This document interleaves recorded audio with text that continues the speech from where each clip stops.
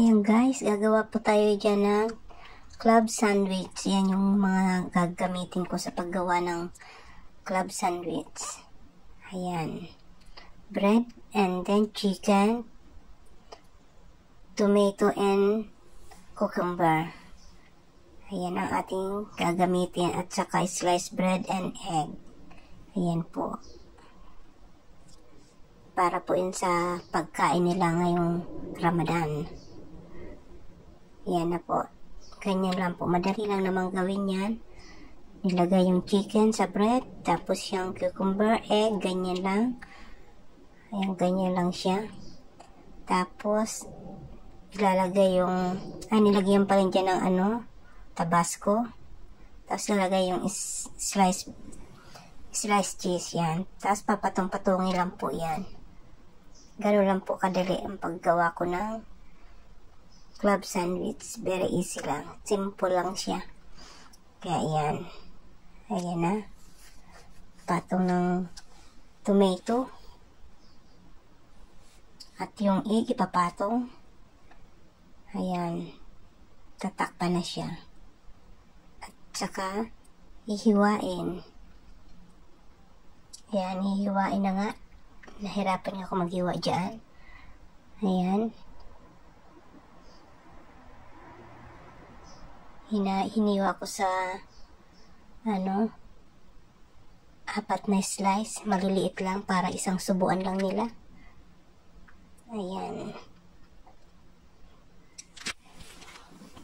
Tinusok-tusok para hindi maghiwa-hiwalay.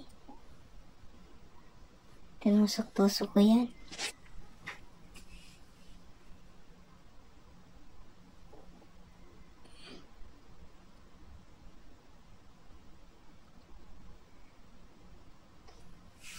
Ayan, hiniwa ko ulit yung kalahati at tusok rin ang toothpick para hindi malaglag yung mga palaman. Ayan guys, lang, madali lang gawin. Ayan. Wala maibang maisip. Ayan ang ginawa ko. Ayan ulit, hiniwa ko ulit yung isa.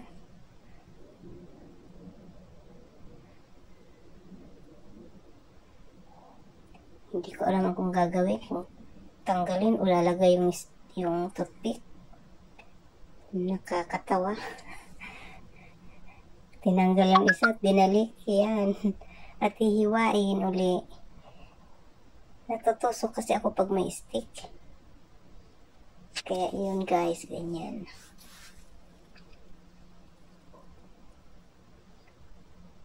Pasensya na kayo guys na walang stand.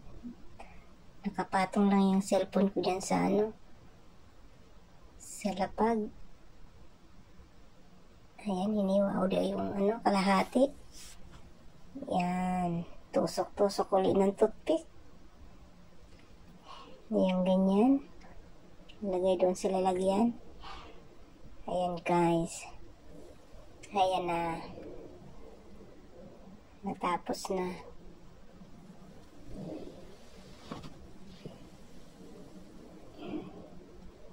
Maliliit lang siya para isang subuan lang kasi pag malalaki hindi nila kinakain lahat.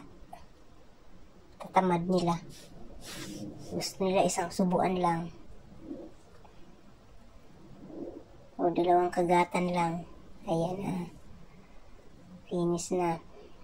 Yan ang finished product ng Clubhouse. Club sandwich.